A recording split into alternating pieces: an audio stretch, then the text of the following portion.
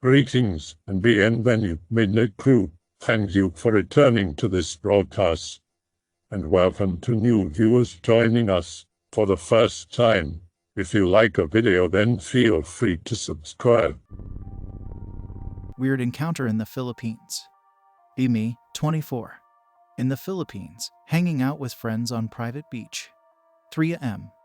We're drinking, decided to go find shops to resupply. No town on this island, only shops and huts. Start walking down the road from the beach with a friend. Hear dogs barking. Friend and I stopped to pee by the road. Pitch black, had to use phone flashlight to see. Saw the dogs, tried to ward them off with flashlights. Dogs were big but not too weird, had eye shine but that's it. Then all of a sudden a guy appeared. Literally just appeared, standing in the middle of the road. When we got to him he asked where we were going. Remember, it's really fucking late on this beach. Told him we were trying to look for an open shop. He said there was one but it was really far away. Here's a quick description of the guy. 30s. Approximately 5 feet 6. Unkempt hair and beard. Scars on face. Like burn scars. Terrible teeth. Tattered shirt and jeans. Shirt was unbuttoned and he had no undershirt. No shoes and feet were filthy. But he had clean toenails. No shoes in the pitch black dark at night WTF. Looks like he got into and lost a fight. He also had a golden coffee mug. Not real gold but painted gold. There were huts nearby but he hadn't come out of one because they had gates and they were closed, plus we didn't hear them open. There were no lights except from our phones, so he was just standing in the dark. Also the dogs from earlier just stood by him. Like they were his or something, but they looked like strays and for some reason they didn't bark at him. He asked if he could come with us. Nope, MP4. Also asked where we were staying. He had an unnatural interest in whether we were camping on the beach. Politely blew him off and continued down the path. BTW, nobody else was camping on the beach that night. He follows us for a minute, mumbling, but we just ignore him. Then he went down an alleyway, completely different direction than we were heading. Have to cross bridge over a river that flows into the ocean. No way past river except over or through. Looking for somebody to help give us directions. Cross bridge. Come to the other side. It's on that side that we had our camp BTW. We went to the other side looking for people. See a guy walking on the beach, run towards him. Shine the flashlight at him. Fuck, it's the guy. He says, "Oh, it's you." Was scared shitless, just ran past. What was nuts was that he could not have gotten to the beach before we did and without us seeing him. No way, he didn't swim over. There was no boat or anything. He went the complete opposite direction. Plus we never told him where we were camping. Scared and drunk, get back to camp with friends and wait till morning. In the morning talk to caretaker of the beach. He says we saw an Aswang. A Filipino legendary creature that's basically a vampire. Can shapeshift, turn into animals, etc. He says the reason the shops on the island close so early is because they're afraid of the Aswang. Apparently a bunch of fishermen and kids had gone missing recently on the island too, and the people thought it was the Aswang. Apparently Filipinos believe in a lot of weird stuff like this. I don't know what it was. But fuck that guy. Okay, here's one. This is from our old maid. There was a drunk man walking home alone one night in their town. He had just come from a town fiesta nearby. Apparently it was past 12, and the moon was out. Suddenly, he heard something loud overhead, and strong wind all around him.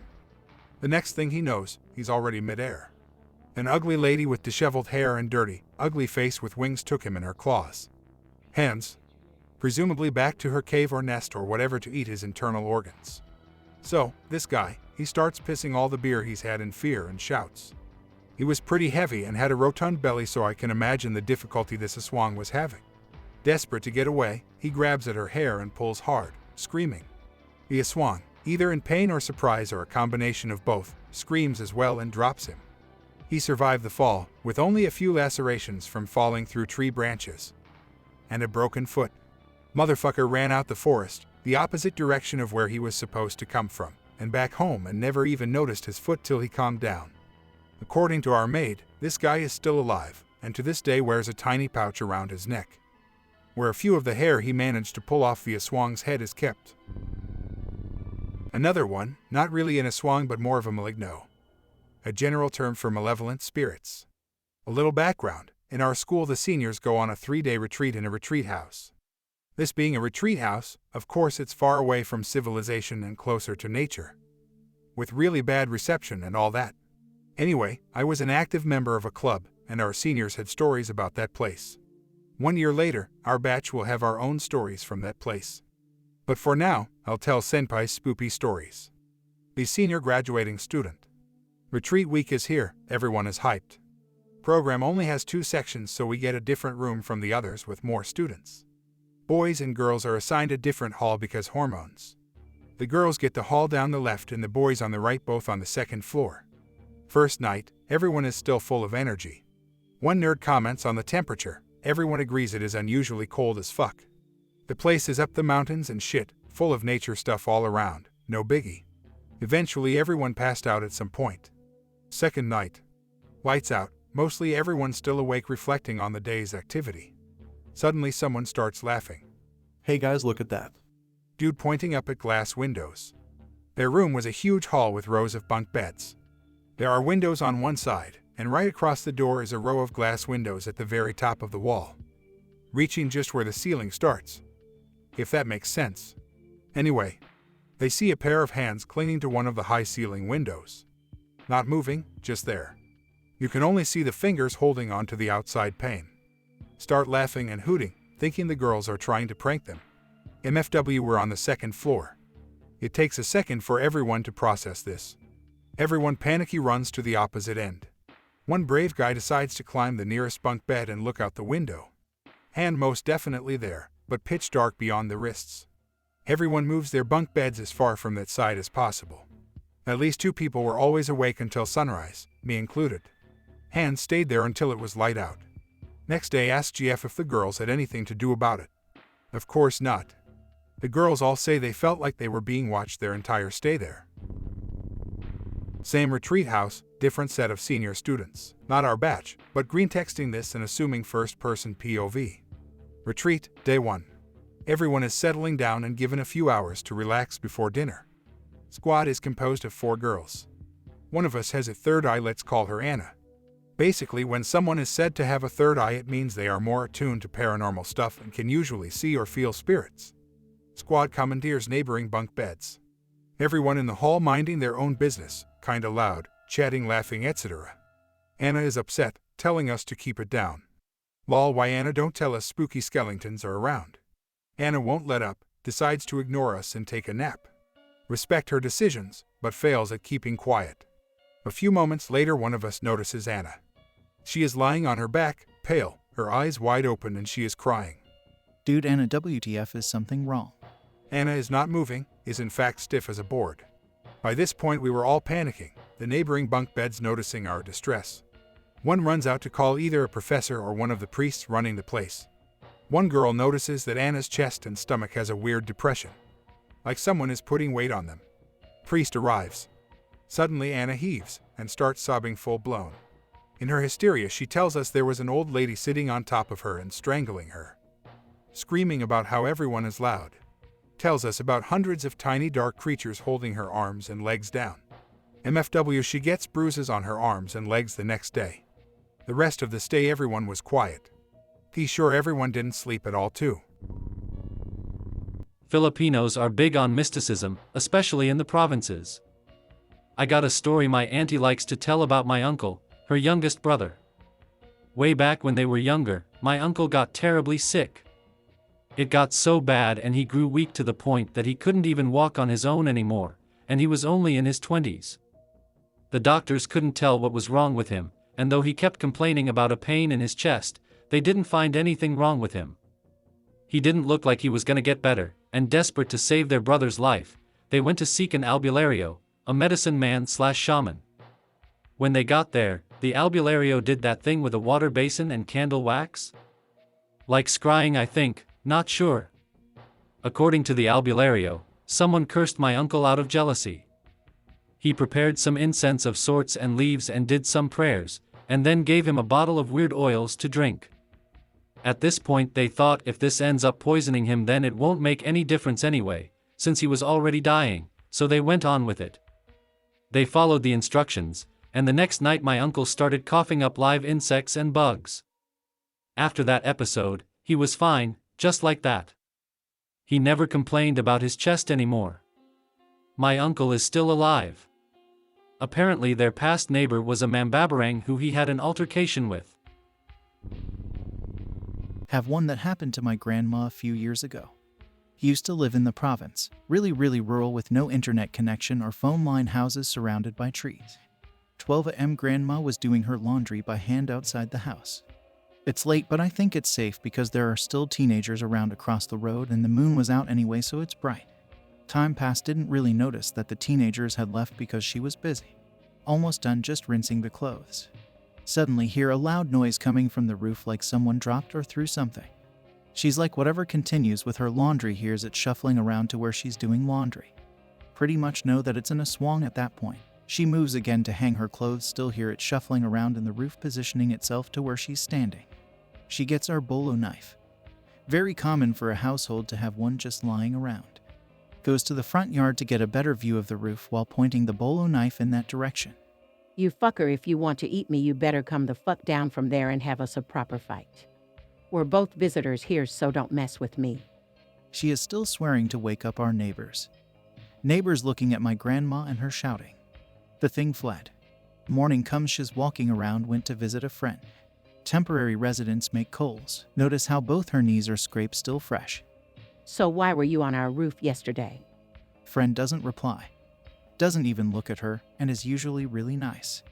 We're both visitors here and you want to do that to me. If you want to eat, do it somewhere else. Grandma comes home. Friend was never seen around town or near anyone again. They moved away a few days later. Okay, I have a story. This happens when me and a friend decide to hike a mountain in our region. We do a night hike because it's more challenging. Me and my friend, let's call him P, and got to our destination at almost 6 p.m. We talk to the locals and tell them that we will do a night hike. We prep and headed to the hiking trail. For almost an hour of walking, we heard random shuffling on the side of the path. Like there's someone walking with us, but on the side of the path. Ask P if he is hearing that too. P just nods and tells me to ignore it, but his pace gets face.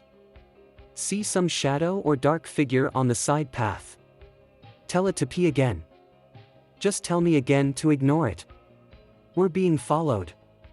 I just do what P said and continue walking.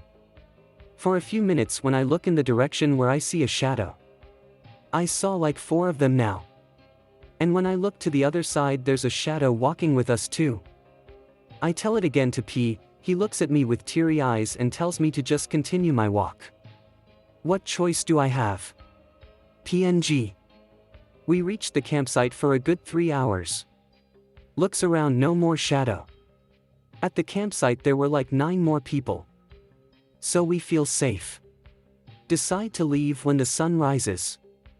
When I think about it, I wonder why I didn't flash my light on those shadows. Maybe they're just people trying to scare us. When we got back from the mountain and headed for the car, we told the locals about what happened to us and they just laughed it off. They tell us it's just Engkantos trying to scare us. I've heard that if Engkantos are fucking with you, you put your shirt on backwards to confuse them or something. I always thought that Engkantos are the Filipino version of the fair folk. I've got my own story. B6. Live in the provinces. Wake up at middle of night. Aunt is awake as well. Look at the window. See my playmate's family moving out of the house. Shout, where are you going? Aunt shushes me. We're going to leave. Aunt closes window, telling me not to speak to them. Next day, still see playmate. WTF. I thought you left. Huh. Tell this to Aunt. I told you not to speak to them. My aunt is very familiar with this stuff. Shame the local capper took a liking to her and she had to leave. Birds of a feather. Saramanic, this legendary bird is sort of like a chicken. Monarch translates to chicken, and is said to have originated from Islamic legend. According to the Maranao people, who originated this myth, from a totem bird called Ito Toro, the bird woke every living creature except man. It is said that the world would end if the crow of this particular bird ceases. Tigma manukan, this one happens to be a bird of omen, and like the cat for luck, The direction in which this bird flies usually indicates the prospect of a journey. If the bird flew from right to left, then it brought success. On the other hand, if the bird went from left to right, then those that were traveling were doomed. Minakawa. The Minakawa is a large bird, said to be so enormous that it blocked out the light from the moon. This bird is also said to feed on the moon when there are no other sources of food around, and is a relative to the sky serpent, but Konoha. Half human, half beast. Tikbalang. The tikbalang is what you would call a reverse centaur. The creature's body is male, and its head and feet are that of a horse. These creatures are set to scare travelers astray, usually getting them lost and traveling in circles. Angate. The angate is the female counterpart of the tikbalang. They are, however, more similar to centaurs, with their heads being that of a female human, and the body of a horse from the waist down. Sometimes they are also described to have one horn, like that of a unicorn, and are attracted to gemstones.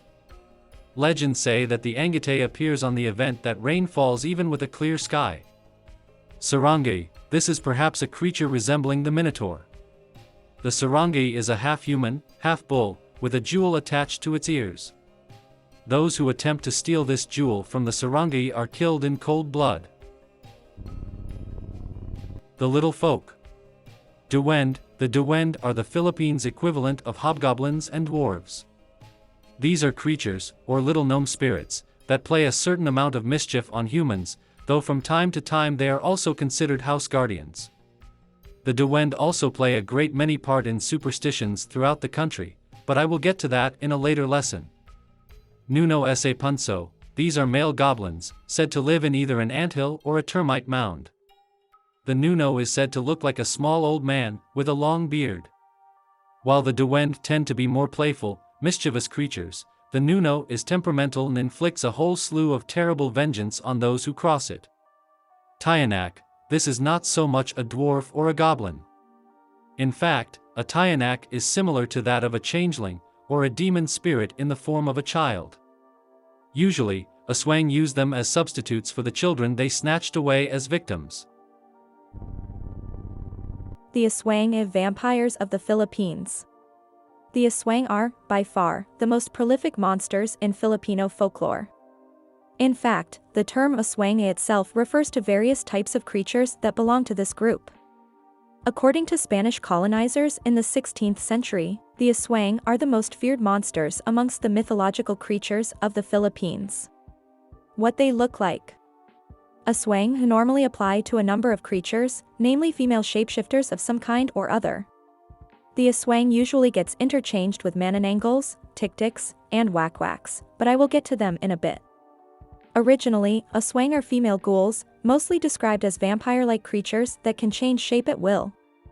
It is difficult to accurately describe what an Aswang looks like, because the description varies from region to region. A few similarities do state that these shapeshifters normally live as regular female townspeople, though shy, quiet, and mysterious. At night, Aswang take the forms of pigs, birds, or dogs and feast upon human body parts, namely the liver and heart. The Aswang is said to have bloodshot eyes, an indication of their staying up all night in search of victims. Protection against them. Detecting and warding off Aswang can be done in a number of ways. People use a special bottle of oil extract from boiled and decanted coconut meat mixed with plant stems. To determine if an Aswang is nearby, the oil will boil or froth if the monster is nearby, and it will continue to do so until the Aswang leaves. Among things that can ward off Aswang are silver, salt, ginger, and coins. The silver is believed to have originated from Western mythology, which makes sense considering the Aswang are closely linked to lycanthropes, werewolves. Salt is used to burn their skin, as it is believed to be a purifying agent in witchcraft. Ginger prevents the Aswang from arriving, much like garlic is generally believed to ward off vampires, and the coins prevent the Aswang from lifting and snatching you up into the air. Similar creatures. Now here's a few descriptions of other Aswang. Now, keep in mind that when I say Aswang, it usually means the group of them, and not just the monster I've discussed above. Amalinhig Visayan. These creatures are a mixture of zombies and vampires. The Amalinhig is an Aswang that rises from the dead, and feeds upon humans by biting their necks. Their canine fangs are most prominent, and one can usually escape them by running in a zigzag direction or by climbing up a tree. Due to the stiffness of the Ammalinhig's body, the monster can only walk in a straight direction and cannot climb trees. Bodies of water are also good hiding spots, since the Ammalinhig is frightened of them. Manananggal's Visayan, the most distinct quality that separates Manananggal's from the Aswang is that, in flight, it detaches itself from its human torso. Imagine just seeing half of the creature flying above you. That's practically enough to scare the wits out of a lot of people. In Tagalog, the term Manananggal translates to one who separates itself. In its disguise, the Manananggal takes the form of an older, beautiful woman, sometimes described as having bloodshot eyes. This is also a monster that can potentially turn its victims into Manananggals, usually through physical or supernatural means. Ekek/ekek and the Wak-Wak, Visayan, these are bird-like humans, much like the Manananggal, except they cannot sever their torsos from their body. These shape-shifting Aswang monsters turn into large birds or bats and prowls at night.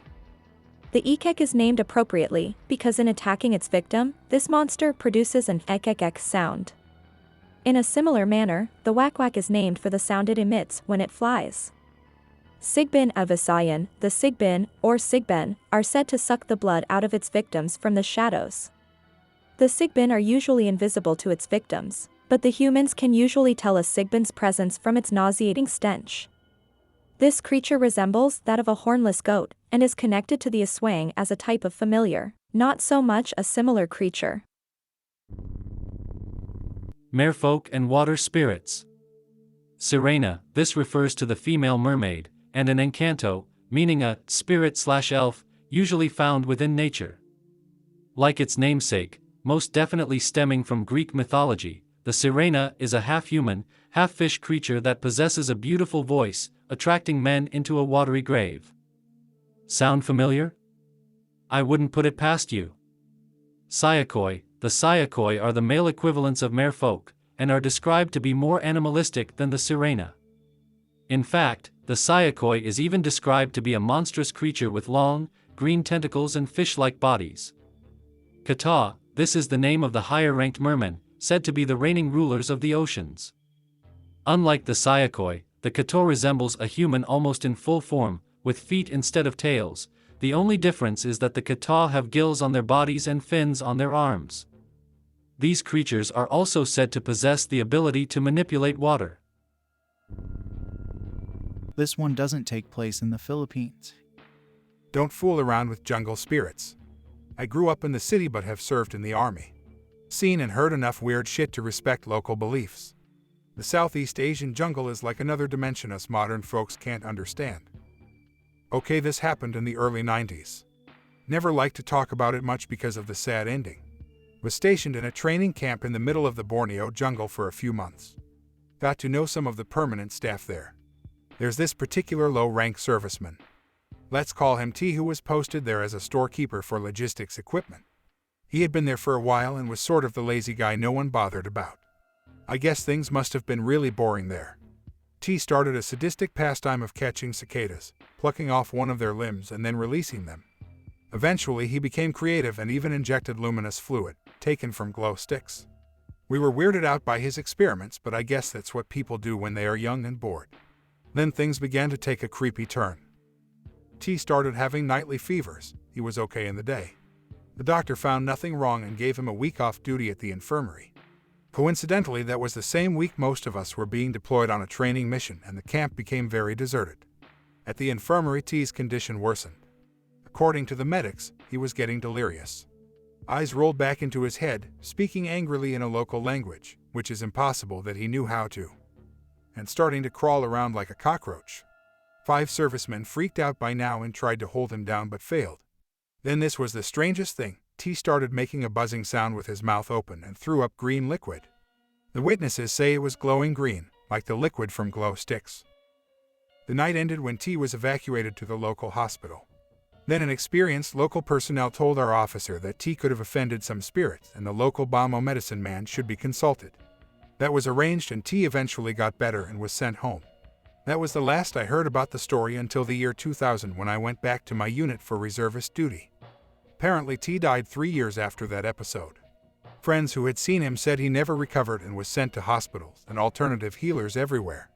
He was still seeing imaginary insects and would ask everyone if they've seen them too.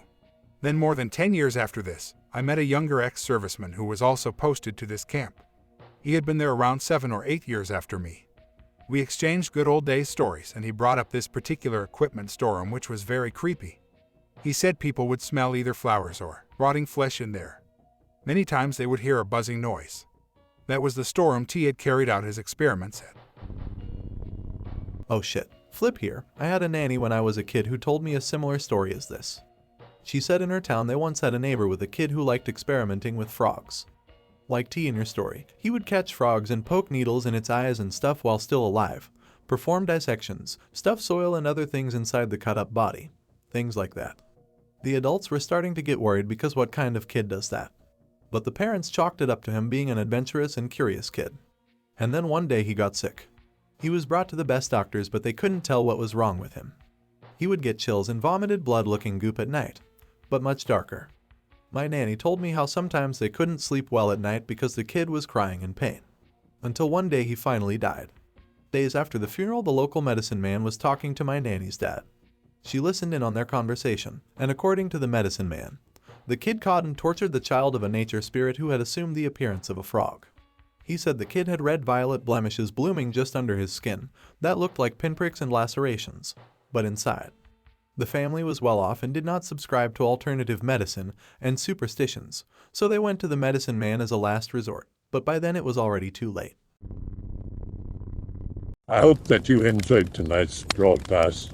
If you enjoyed tonight's story, then please subscribe to the channel as more green texts will appear daily. A new broadcast will appear when the clock strikes midnight Central Time.